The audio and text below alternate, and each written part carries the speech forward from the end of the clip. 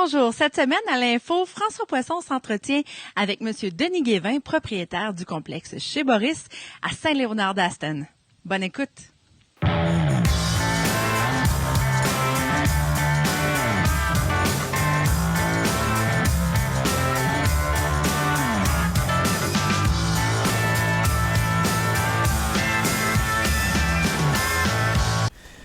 Alors bonjour, ici François Poisson pour Télécar. Je suis à Saint-Léonard-d'Aston au complexe Chez Boris. Et le complexe Chez Boris, c'est l'idée de cet homme, Denis Guévin. Bonjour, Frank Fish. Bonjour, Dennis de Malice. Alors, c'était ça la blague que vous me promettiez, ça? Oui. OK, c'est bonne. J'ai déjà eu un permis de conduire au nom de Frank Fish. Ah oui? Oui, à l'École nationale de police. Oh, on travaille entre comme autres comédien? Avec Claire, Camille, Stéphane Lévesque et toute la gang. On travaille entre autres avec des policiers autochtones, certains des CRI, dont le français est la troisième langue. Donc, on travaillait dans leur deuxième langue qui était l'anglais. OK. Et à un moment donné, l'école me dit, bon, ben, vous pouvez choisir votre nom pour votre permis fictif. Et j'ai dit, ben, Frank Fish, pourquoi pas? Ah, ça tu connaissais déjà ça. Bon. Ça sonne bien, voilà. C'est bien. Bonjour, M. Guévin. Bonjour. Un Saint-Léonardois d'origine? Oui. OK. Oui, natif de Saint-Léonard depuis 65 ans. D'accord. Et qui a été à la tête d'une compagnie de transport transmise de père en fils. Exactement. Mon père, dans les années 60, quand ils ont fermé les écoles de rang, il fallait du transport. Et mon père avait un garage. Fait qu'il a soumissionné pour avoir les premiers transports scolaires. Et dans les années 60, puis moi j'ai embarqué dans l'entreprise dans les années 80. À ce moment-là, on avait 7 véhicules. Et tranquillement, pas vite, on a acheté des compagnies, on a incorporé. Puis maintenant, on est une entreprise familiale avec 80 véhicules. D'où mon fils et son cousin font partie de la compagnie maintenant. Parce que moi, quand j'ai pris la relève en 80 avec ma sœur dans les années 90, bien, on a guidé la compagnie jusqu'à maintenant. Ça a grandi. Oui, tranquillement pas vite. Vous savez que Paul Desmarais a commencé comme ça. Exactement. Êtes-vous les Desmarais de Saint-Léonard-d'Aston? Non, pas tout à fait. Pas à ce point-là. Non, pas tant que ça. OK. Et là, retraité? Oui. D'une certaine façon? Comme ma blonde dit, j'aimais mieux quand tu travailles. Quand tu travaillais, c'est-à-dire, je te voyais plus. Oui, okay. C'est ça, tandis que là, je te vois plus partout. OK. Mais disons que ma retraite, j'ai toujours été un petit peu hyperactif et j'aime toujours faire des projets, réaliser des projets, avoir des défis. Présentement, j'ai l'énergie pour le faire, les capacités de le faire.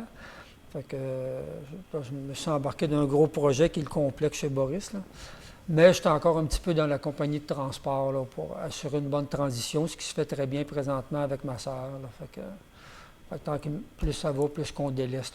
Votre fils et votre neveu, puis tout ça. C'est eux autres qui ont les gros problèmes, puis quand il faut, un moment donné, venir aider, bien là, on appelle ça vous arrivez en sauveur. Un bouche-trou. C'est une autre façon de le dire. Exactement.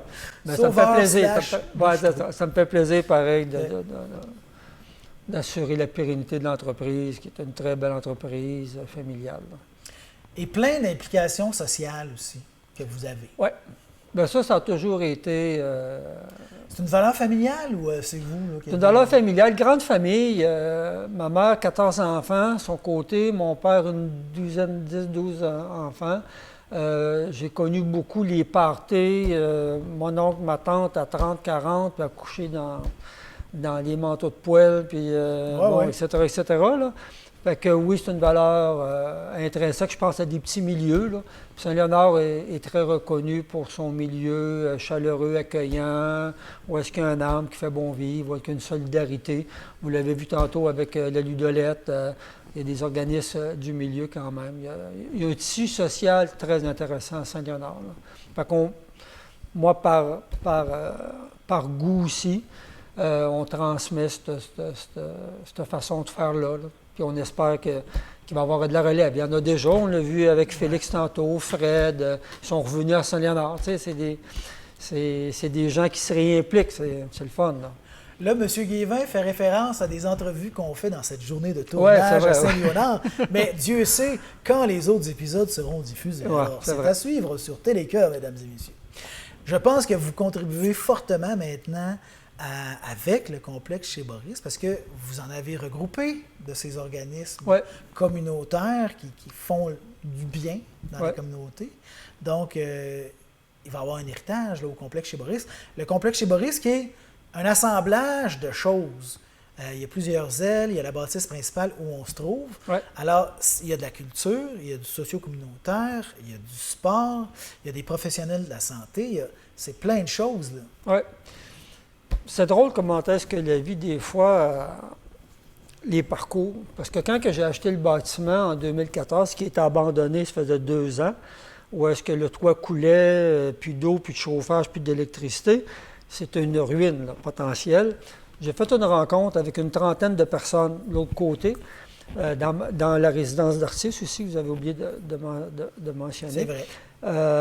J'ai dit culturel, par Ah, c'est vrai, excusez. Mais je précise la résidence d'artistes parce que c'est quand même un élément important du complexe.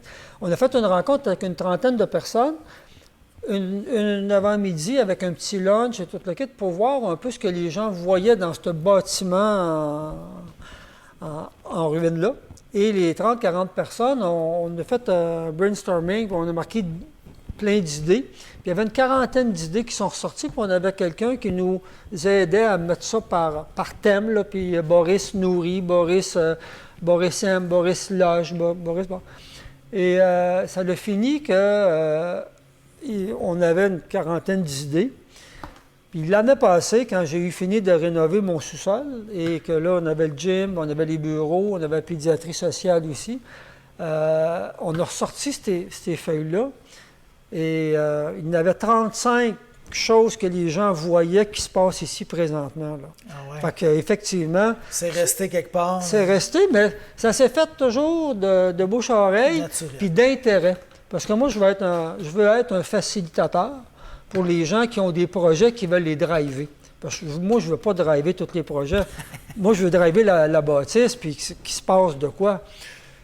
L'Udolette, ça a été les premiers occupants parce que j'ai donné une partie vraiment, parce que c'est une partie qui était détachable au niveau terrain. Là. C'était facile, les donner, rénover-la. Ça a été la première action que j'ai trouvée extraordinaire parce qu'eux, ils drainaient beaucoup de monde. Ça redonnait une vie au bâtiment, une partie du bâtiment en tout cas. Après ça, il y a eu mon gars qui a parlé tantôt de jockey-ball, qui sont pratiqués en haut à moins 20, pas de chauffage, la première année, puis après ça, on a amélioré. Après ça, il y a eu ma salle ici, qui est une salle d'exposition, de rencontres, de formation, de party, de famille, n'importe quoi. Puis après ça, il y a eu la pédiatrie sociale, que je m'occupe depuis 14 ans, qu'on a parti l'année passée, que vous allez entendre tantôt Émilie vous en parler, le gymnase, le golf virtuel, le jockey, les bureaux en bas, ma résidence d'artiste, que vous allez entendre Noémie aussi. Fait que tout s'est fait de bouche à oreille, puis c'est les gens qui venaient me voir pour dire « Hey, j'aimerais ça. OK, je vais te faciliter les choses pour pouvoir que tu puisses réaliser ton projet. » Fait que c'est merveilleux parce que quand quelqu'un réalise un projet, il l'a à cœur. Il va le graver pour que ça marche. Plus que quelqu'un comme moi qui va dire, ben, m'occuper du gymnase, je ne suis pas sûr que j'ai beaucoup d'intérêt. T'sais. Oui, j'aime ça, mais de là m'en occuper, c'est une autre affaire. Mais gérer le bâtiment, ça j'aime ça. Là, on dit Boris ci, Boris ça, Boris. Vous avez un T-shirt chez Boris. Boris. C'est qui ça? C'est qui ça, Boris? Boris Katz. On remonte dans les années 30. Boris Katz est un juif russe qui fuit l'extermination en Europe. Il se ramasse à Montréal avec plein d'autres juifs probablement. Là. Et c'est un itinérant de chemin, sur les grands chemins, on appelait ça des peddlers de chemin. Et il vendait des bouts de tissu, des fils, n'importe quoi. Et l'histoire veut que son cheval soit mort ici à Saint-Léonard. Ça, c'est l'histoire romancée, mais qu'on aime bien. Et il a décidé de s'installer ici, dans une mercerie sur la rue principale. Au fait, à un moment donné, il n'avait pas eu les chemises qu'il voulait avoir pour vendre. Fait qu'il a décidé de commencer à fabriquer ses propres chemises. Et le bâtiment, à l'autre côté, le premier bâtiment original, il y avait M. Joseph Ellison, que lui avait des couturières qui fabriquaient des salopettes, des overalls pour les cultivateurs. Okay. Fait que l'hiver, c'était tranquille. Fait que loué ses couturières, puis il a commencé à fabriquer ses propres chemises. Ça allait tellement bien qu'au bout d'une couple d'années, il a acheté le bâtiment. Il a construit le bâtiment ici, qui a rallongé. Et dans les années 50-60, il a acheté l'ancien bowling, où est-ce que l'organisme Ludolette est présentement. C'est un ancien bowling. C'est tout sur le long. C'est tout sur le long, c'est ça. Fait que c'est tous des terrains que lui, il a rachetés pour agrandir. Puis dans les meilleures années, il y a eu jusqu'à 225 femmes et hommes qui travaillaient ici. Majoritairement, c'est des femmes, c'est des couturières. Ouais. Comme vous voyez dans la salle de couturière ici, toutes les prises de courant qu'il y a au plafond, c'était pour brancher c'est ça. Fait que ça a fermé dans les années... puis Boris était très important pour la communauté parce qu'il trouvait de l'ouvrage à n'importe qui. Quelqu'un venait le voir, moi, j'avais un job, il leur trouvait un petit job. C'était pas payant, mais il y avait toujours un job. Puis il aidait aussi à financer les gens pour qu'ils s'achètent des maisons. Ah. Toute la rue Dubé, l'autre côté de la voie ferrée, anciennement, on appelait ça la Petite Russie.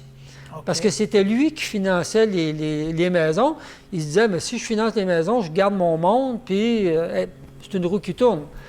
Mais, fait que moi, je trouve que ça a été un développeur à sa façon, tu sais, de consolider le monde à Saint-Léonard.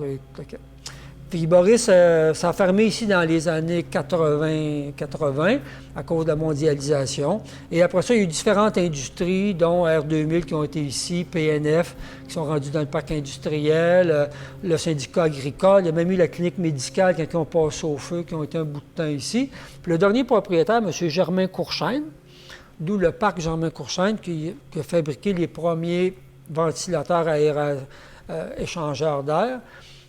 C'était le dernier propriétaire. Puis à sa mort, mais c'est ça, là, après ça, ça a été remis, une reprise de finances. Okay. Puis c'est comme ça moi, que j'ai acheté. Mais Boris, l'histoire de Boris, c'est à peu près ça. Boris Katz. Okay. Ouais. Puis vous avez choisi de donner son nom au complexe oui. pour garder sa mémoire vivante. Exactement. Pour que les gens sachent qui il était, ce qu'il a accompli pour la communauté. Exactement. Puis Boris, on a même fait un petit DVD qui s'appelle « Ma vie à la Nache », que c'est ma conjointe Nicole Campeau qui a réalisé ça avec Isabelle de Blois. C'est un petit documentaire de 19 minutes qui raconte la vie de 3 couturières ici, puis d'un tailleur. C'est très intéressant, fait que ça fait un petit récapitulatif du complexe chez Boris. Donc, vous faites l'acquisition d'une ruine. Ouais. Vous trouvez des idées à réaliser dedans parce que, personnellement, vous n'aviez pas nécessairement un projet. Vous n'avez pas acheté ça en disant « je vais faire telle affaire ». C'était parce que, bon, c'est en ruine, ça dépare peut-être le paysage du village, il faut faire quelque chose. Je vais le faire. Qu'est-ce que je vais faire? Là, je vais chercher de l'aide. Je le sais pas. Ouais. Les gens me disent « qu'est-ce que tu vas faire avec le bâtiment? » Je le sais pas. On fait une réunion, on va trouver ça ensemble. Des idées, puis on verra. Emmenez-moi des projets. Fait que ça a été Ludolette en premier parce que les autres, ils cherchaient une place, justement. Fait que je dis, oh, vous la donne. Là. Fait qu'il était content, qu'il y avait une place, c'était merveilleux. Puis moi, j'étais content, parce que ça va créer un départ. Après ça, ça a été mon gars avec le jockey bar. Ils ont acheté en même temps que moi, j'ai acheté le bâtiment. Il y avait 3 terrains en morceaux qu'il fallait qu'ils placent à quelque part. Ils ont dit, peux-tu mettre ça dans ton entrepôt? Ben oui. Fait que ça a commencé de même. Tu sais, ça s'est fait. Puis le gym, la même affaire, le golf virtuel. C'est des besoins qui ont été, que les jeunes ont amenés, que les gens ont amenés. T'sais. Puis en s'installant, bien, ils ont rénové la place. Fait que ça n'a plus l'air d'une ruine. On rentre ici, puis ça n'a plus l'air d'une ruine. C'est parce que c'est moi qui rénove. Quand les gens me disent on veut une place. En tant que propriétaire, là. Je rénove ta partie. Le gymnase, je l'ai rénové. Les bureaux, je les ai rénovés. La pédiatrie sociale, j'ai rénové. Il y a juste la partie Ludolette que je n'ai pas rénovée. Il y a ma résidence d'artiste l'autre bord, puis il y a ici que j'ai rénové. Là.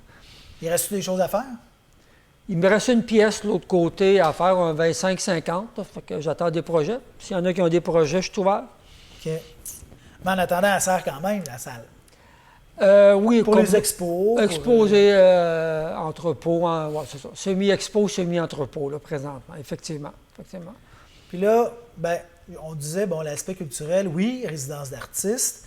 Donc, régulièrement, c'est quoi la fréquence? Combien d'artistes peuvent venir s'installer ici dans une année?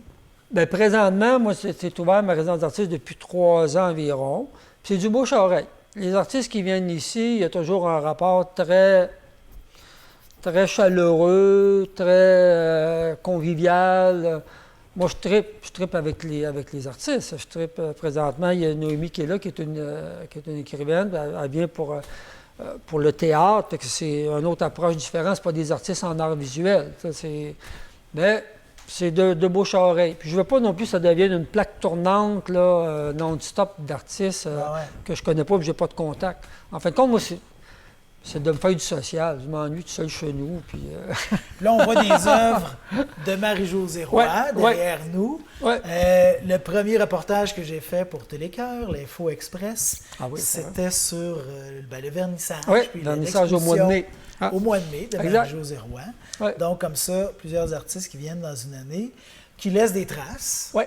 Sinon, dans vos cœurs, sur vos murs, ou en tout cas exactement. Dans la communauté. Dans la communauté. Puis à tous les ans, j'organise pour les Semaines de la culture, fin septembre, début octobre cette année, un collectif. Cette année, ça s'appelle Imagine 4 ou Imagine 3 ou 4. C'est ma 5e exposition que je fais. Il y a à peu près 12 artistes qui vont être ici. C'est quand même, dont Marie-Josée. Mais il va y avoir des artistes à venir voir. En art visuel, beaucoup, sculpture, différents médiums.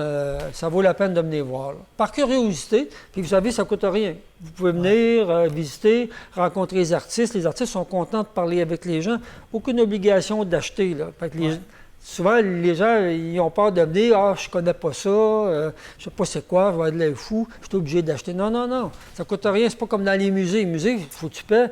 Ici, ça coûte rien. Tu peux voir 12, 13 artistes. Tu peux parler avec eux autres, échanger. Tu t'en vas, puis c'est le bonheur. Oui, c'est de démocratiser la culture. Exactement, exactement. Là, bon, on a parlé de la résidence d'artistes.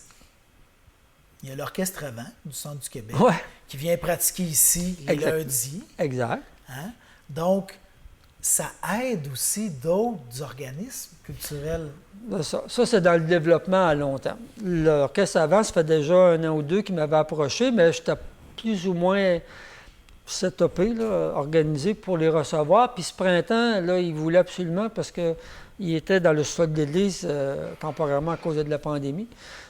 Et quand ils sont venus visiter ma résidence d'artiste, ils ont dit « on veut être ici ». Puis là, je leur ai dit « moi, je veux vous avoir ». Fait qu'il s'agit juste de s'organiser. Présentement, c'est parce que c'est une pièce qui n'est pas isolée. Ouais. Fait qu'au printemps, c'était pas parce qu'ils ont acheté des gros instruments. Oui. Ils veulent une place pour les mettre, mais on sait que les instruments de musique, c'est sensible aux variations de température. Donc, eux autres, il y a beaucoup d'instruments avant, fait que c'est moins pire. Là. Mais effectivement, il y a des percussions, des tambours. Ouais. Mais ça, c'est un projet à long terme. Là, on va regarder peut-être pour qu'ils viennent pratiquer ici cet hiver. Le temps, peut-être que je rénove l'autre côté. Puis il y aurait peut-être un projet aussi avec la danse, avec Mireille Barry. Mireille, je t'attends. Elle vient justement faire une résidence la semaine prochaine. Elle a un beau projet elle, de création avec justement Marie-Josée Roy et Toupin de Trois-Rivières. Fabiola Toupin. Faire un projet de création. Là. Bien là, ça vient faire compléter le tout parce que là, on a une écrivaine en ce moment, des artistes visuels. De la musique. Et là, la danse, là, on a pas mal... Pas mal tout, mais c'est d'assurer la permanence. C'est que moi, j'aimerais ça que l'Orchestre Avant soit installé en permanence, que la danse puisse venir s'installer en permanence, que j'aie des résidents qui puissent chevaucher tout ça, mêler tout ça ensemble, puis faire quelque chose de beau. Bien, c'est déjà beau, là, mais... À Saint-Léonard-d'Aston, il y a une école secondaire. Oui. C'est pas le cas dans tant de communautés. En tout cas, dans le territoire de Télécœur, il y a à Nicolette, il y a à Saint-Pierre-les-Béquets et il y a à Saint-Léonard-d'Aston où on trouve des écoles secondaires. Et il y a des cours de musique qui se donnent là. Donc, en art, en tout cas, il y a déjà certaines formations qui se donnent. Fait que sûrement qu'avec ça aussi, on peut créer un genre de synergie. C'est déjà fait. C'est déjà fait. C'est déjà fait. L'automne passé, avant les Journées de la culture, Julie Lemire, qui est enseignante en art visuel à l'école secondaire, est venue avec ses groupes. Elle est venue durant la semaine que moi, j'ai tout accroché, les 9-10 artistes, avec 400 élèves. Elle est venue toute la semaine avec ses élèves. Ça a été du sport. Puis elle est revenue avec ses groupes d'options art. Et ça a donné que Robert Roy était ici. Et que Yvan Roux était ici. Yvan, il a enseigné ici à Saint-Léonard. Fait que les Robert et Yvan ont collaboré, puis ont donné des petits cours de dessin rapide à Option Art. C'était merveilleux, là, la collaboration. Puis l'automne passé, on a eu une exposition qui s'appelle Graffiti, que Maxime Charland de Nicolet avait donné des cours aux élèves. Et on a fait une exposition ici de graffiti qui sont sur le site du complexe chez Boris. Oui, on peut trouver ça page Facebook ou même le site Internet et complexe la page chez Boris. Facebook Oui, c'est ça. Chez Boris. Complexe chez Boris, effectivement. Okay. Fait que oui, il y a déjà une collaboration avec eux. Puis cette année, on veut upgrader encore l'achalandage et que l'option art vienne plus souvent pour créer ici en haut. Parce que quand les artistes arrivent en haut ici, ils ne veulent plus partir. Non. Ils sont contents. C'est inspirant. Puis là, c'est laissé look industriel, décrépit un peu. Tout le monde veut avoir ça comme décor. Et là, donc, tous ces élèves-là passent ici. Oui. Donc, ça leur fait connaître la place. Exact. Ça les fait aller, peut-être pour une première fois, dans une exposition. Exactement. Oui. Donc, oui. quand c'est des citoyens en devenir, quand ils seront des adultes, bien, peut-être que là, on leur parlera d'une exposition. Il n'y aura pas le frein de « Ah, moi, je connais pas ça, c'est pas pour moi, je ne suis jamais allé là. » Donc, ça aura déjà été fait, ça, la première fois. Ça, c'est inestimable. Oui. J'irais même plus loin que ça. Quand ils sont venus l'année passée, les 400 élèves durant la semaine, je me disais, moi je me souviens quand j'étais ado, quand on avait des voyages organisés, des fois c'était pas toujours drôle pour les professeurs, mais quand ils sont venus, durant toute la semaine, j'ai été surpris. Tous les groupes ont été impeccables. Surprenant. Je voyais à un moment donné des groupes de gars, parce que les gars ils ont plus de testostérone à un moment donné. Jaser sur « Hey, qu'est-ce que tu vois là-dedans? Toi, regarde, c'est quoi ça? » Puis des commentaires intéressants, des commentaires qui étaient ordinaires. Ça les allumait. Ça les allumait. J'ai été surpris de l'ouverture d'esprit parce qu'ils ne seront pas intéressés, ils sont gnangnans. Pas en tout. Au contraire, fait que ça m'a encouragé à dire « Bien là, c'est le fun. Wow. C'est une ouverture, c'est une sensibilisation. » Julie était super contente, l'école ici, Fait que, ouais, c'est un partenariat qui va revenir. Oui. On continue cet automne. OK. Donc là, la place est pas mal pleine. Vous parlez d'une dernière salle, là, peut-être, finalisée, mais... Un projet. Mais c'est pas mal plein, là. Oui.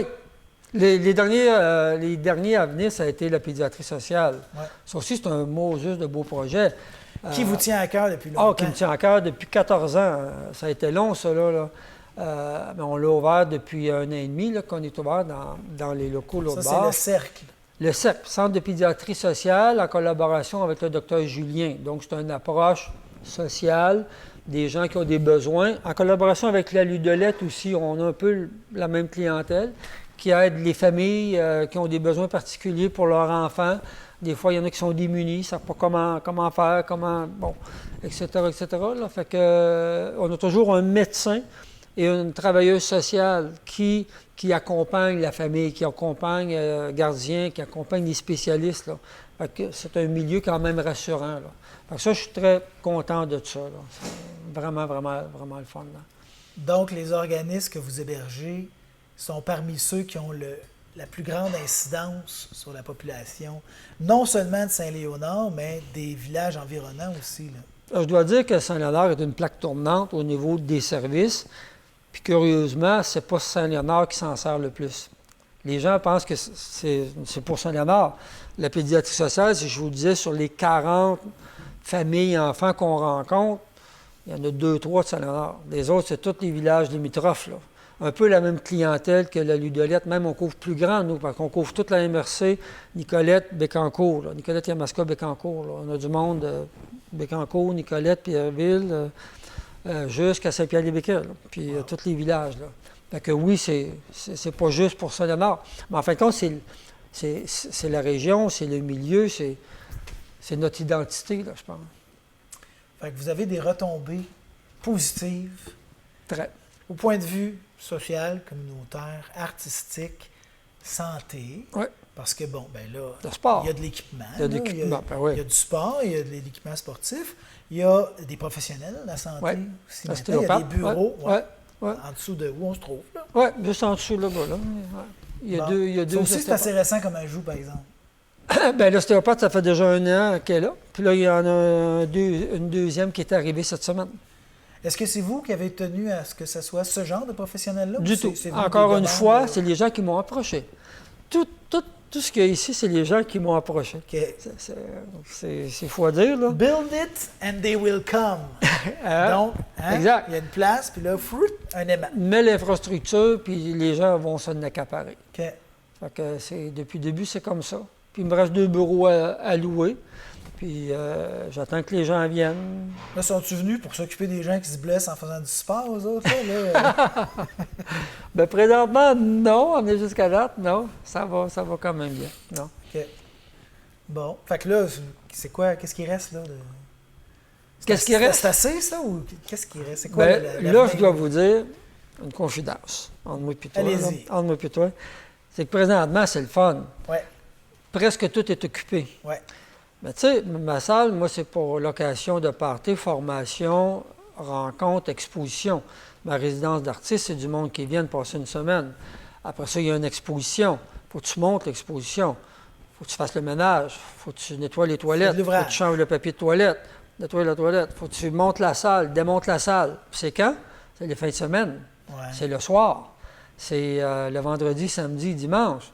Fait que là, le mois de mai, là, quand on a fait l'exposition ici de Marie-Josée, mais avant et après, j'avais des locations à travers ça. Wow. Pendant tout le mois de mai, ça a été non-stop toutes les fins de semaine. OK. C'est pas tout à fait ça que je veux. Je suis content, mais là, je commence à penser à la relève. Un employé ou quelqu'un qui carrément reprendrait... Je cherche une perle rare, homme, femme à tout faire, OK. qui va être capable de gérer autant l'entretien ménager que de monter les expositions, de prévoir, de développer location de salle, développer ma résidence d'artiste avec l'OVCQ, puis avec la danse, puis synchroniser tout ça en même temps. Parce que présentement, c'est ça que je fais. Là. Je deal avec tout le monde pour ne pas déranger les ostéopathes. Ouais. Quand l'orchestre avant est là, le gymnase, là, on a fermé le son tantôt parce que ça brassait. Ouais. Fait que synchroniser tout ça. Là. Fait que c'est un beau complexe, mais c'est ça, c'est à voir. Là. Fait que s'il y a une perle rare à quelque part dans la région... Ça, c'est le moment où on s'adresse à une caméra. Alors, on cherche une perle rare pour le complexe chez Boris, mais quelqu'un qui regroupe toutes des compétences, des talents que possède Denis Guévin. Donc, vraiment une perle rare pour le complexe chez Boris, qui est un endroit inestimable, ici même à Saint-Léonard-d'Aston, grâce à ce monsieur, Denis Guévin. Merci pour cet entretien. Ça me fait plaisir. À une prochaine. Yes.